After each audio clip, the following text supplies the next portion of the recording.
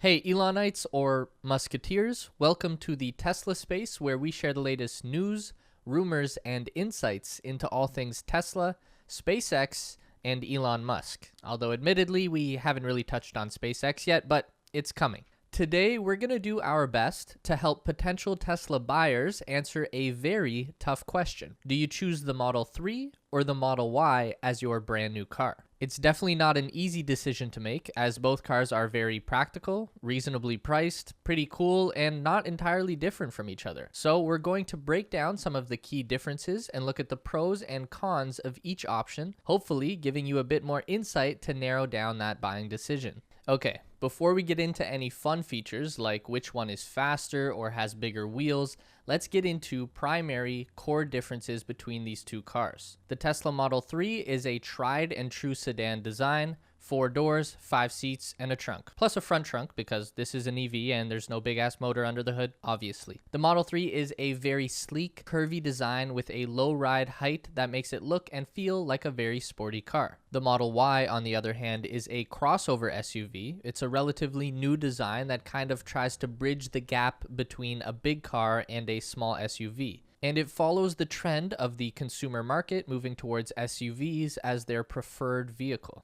So, it is longer, wider, and higher as compared to the Model 3, plus it has a large hatch opening in the rear for easily loading big items like groceries, bicycles, baby strollers, IKEA purchases. There's even an option to add a third row of seating to this car, making it a 7-passenger capacity, just like a van. That is going to cost you an extra $3,000 though. The Model Y is definitely a more practical vehicle for people with families or very active lifestyles with a lot of gear to lug around. While the Model 3 looks a little more sporty, the handling of both cars is actually quite similar. The Model Y is a higher driving position that can be very nice in city traffic with a higher ride height that could fare better on rough roads and snowy conditions. Though with a higher driving position, you do also feel the lean and swing of your vehicle more as you go through turns. The overall styling of the Model Y is not that much different from the Model 3. It's just a bit more bloated and blocky looking as you would expect. So neither design is better or worse than the other. Which one works best for you will entirely depend on your lifestyle.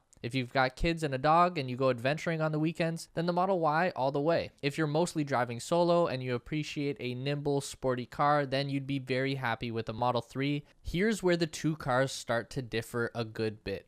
The Model Y currently only gives you 2 package choices, while the Model 3 has 3 choices. In the Model Y, there is still no standard single motor package, so you're left with only long range, all-wheel drive, and performance, with a starting price of $50,000 US. All of these prices are excluding any additional savings or rebates that may be available to you.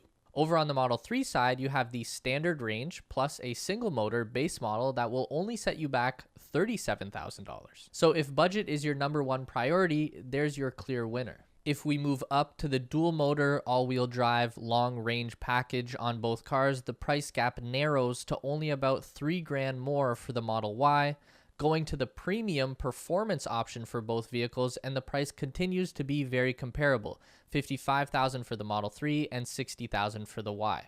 As with every Tesla, you don't get a whole lot of choices when it comes to exterior styling, and both cars offer basically the same thing. Your free color option is pearl white with black, gray, and blue available for a $1,000 upcharge, and red coming in at $2,000 extra. As I've mentioned before, I would recommend just getting the free pearl white option and wrapping your car, since it will cost you about the same as the red paint upgrade, and you can pick any color under the sun. Both performance packages give you no choice for wheels. It's the Uber turbine style on both the 3 and Y, sized at 20 inches and 21 inches respectively. For the long range and standard options, you get a couple of wheel choices. On the Model 3, it's 18-inch aero wheels or 19-inch sport rims. On the Model Y, it's 19-inch Geminis or 20-inch inductions.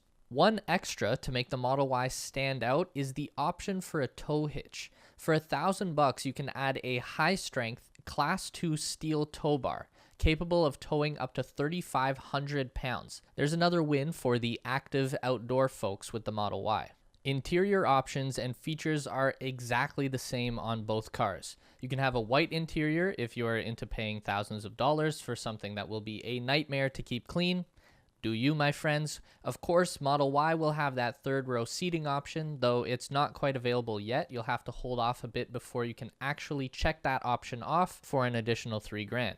Finally, the full self-driving option is now up to $10,000 extra in price if that's something you really want to have. That will give you the extra functionality for the car to navigate itself on highways, making lane changes and interchanges. You can summon the car to drive on its own from a parking spot to your location, and there is traffic light recognition. Within a few months, auto steer on city streets should become available under this package as well. Full self-driving is a neat option, but it is damn expensive, so go with your gut on this one as to whether or not it's worthwhile for you. Next up is range, and I swear we'll talk about which one is faster, but first there's still a few more practical things to go through here.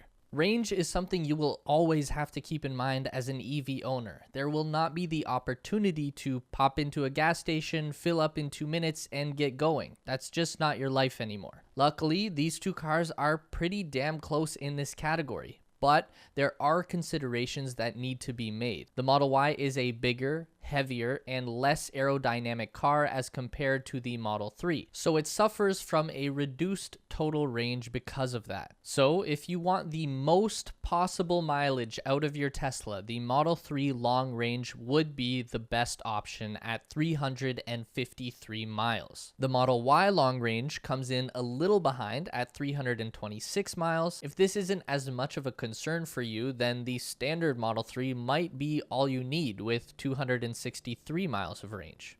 Also, keep in mind that the climate you live in will have an effect on the range performance of your Tesla. Anytime the temperature drops below freezing, you can expect a 20% drop in battery life. Oh, and if you drive like a lunatic, then your total range will suffer for that as well. The performance options of both cars reduce the total range, plus you'll probably be driving like a crazy person if you're that type to buy those options. So if you want to go fast, probably forget about the range and just go have fun. Speaking of fun, let's talk about how fast these cars can go. This is one of the cooler things about Tesla. They make fast cars, and no matter what choice you make, you'll be getting some impressive acceleration. How fast, you ask? Well, even that base model, standard range Model 3 with only one motor will clock a 0 to 60 time of 5.3 seconds. That's in the same league as a V6 Ford Mustang, and it's pretty damn good for a sedan in that price range. Bump up your option package to a long-range dual motor and things start to get really fun.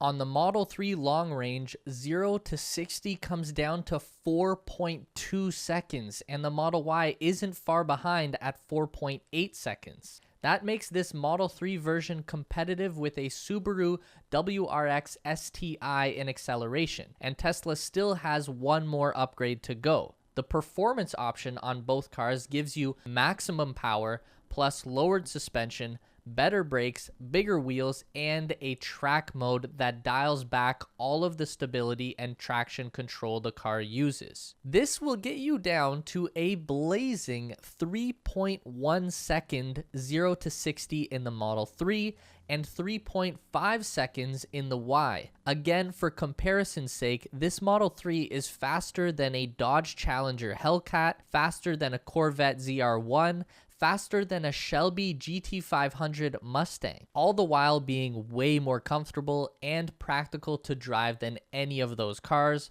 way cheaper to drive and maintain, and not to mention a whole lot quieter and less likely to get pulled over on the regular. So, the takeaway here in comparing the two Teslas against each other is that the Model 3 will always be the better performer. Even in the maxed out performance versions, the smaller, lighter Model 3 wins by a fair margin.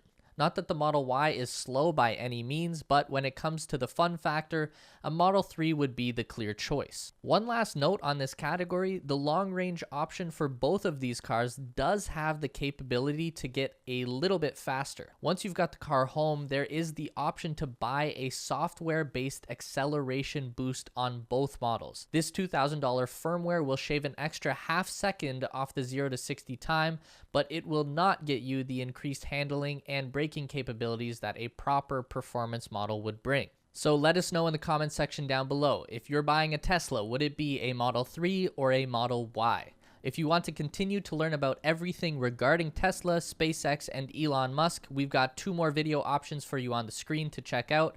Don't forget to give this video a thumbs up today if you liked it, and subscribe to our channel for weekly content just like this.